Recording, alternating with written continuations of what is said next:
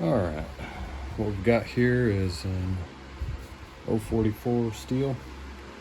In the last video I tore it down to about this part. Now I figured I'll show you how to split a crankcase real quick. Alright, so you've got 5 screws that hold it together, one here, one here, one here, and 2 up front.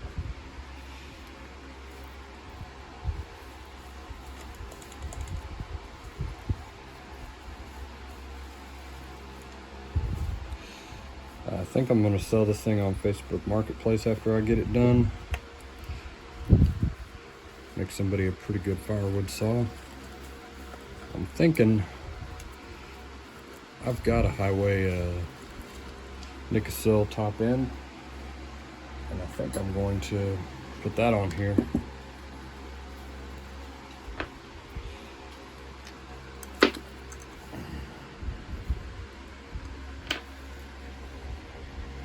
Right about there looks good. Now this right here is a crankcase splitter.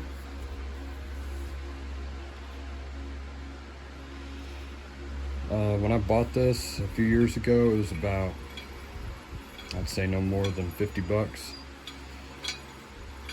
And it is a pretty good investment if you're going to do very many crankcases. You can get them apart with like a couple screwdrivers and a hammer, but I really wouldn't recommend that myself.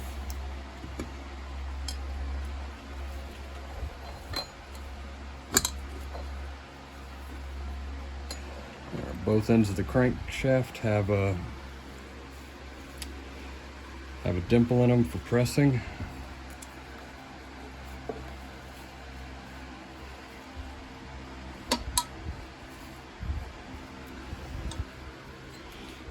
Looks like right here we got a little bit of stress with one of our pins in the front.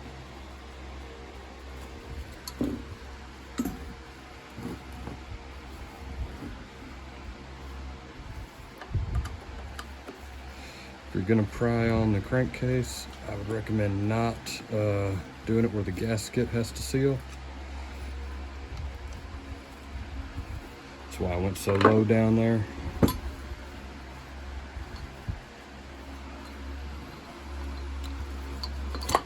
There we go.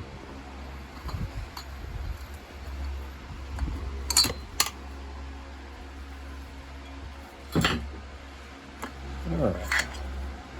So there's our PTO side off. Clean that up here in a few minutes with a little bit of brake cleaner. And that was kind of what I was afraid of. That's looking like a aftermarket crankshaft right there. So this saw had an aftermarket top end and an aftermarket crankshaft in it. So I'm glad I'm pulling this thing down to see. I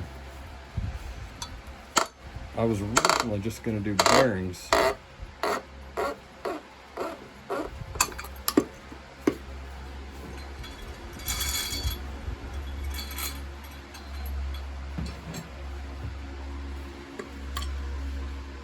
Yep. Alright, so on both sides of this you can see where the machine marks are. It does not say STIHL anywhere, and STIHL is very vain about some of their stuff, and they will put their name on literally every piece from an AV mount all the way up to a crankshaft. Let me pause you real quick and I'm going to see about finding a factory crank that I can show you real quick. Alright.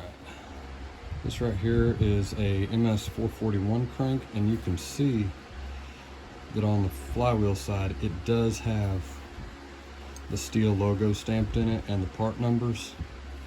It's got part numbers stamped into the rod as well.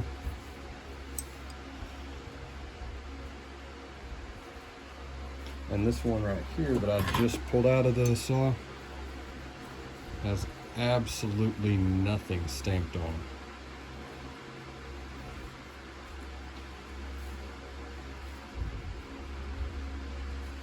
So I'm going to think about this for a minute. If I want to go back with the crank that I pulled out, it doesn't really feel bad. Has no up and down play. Normal amount of side to side movement, but nothing up and down. I'm gonna think about it because I could go with an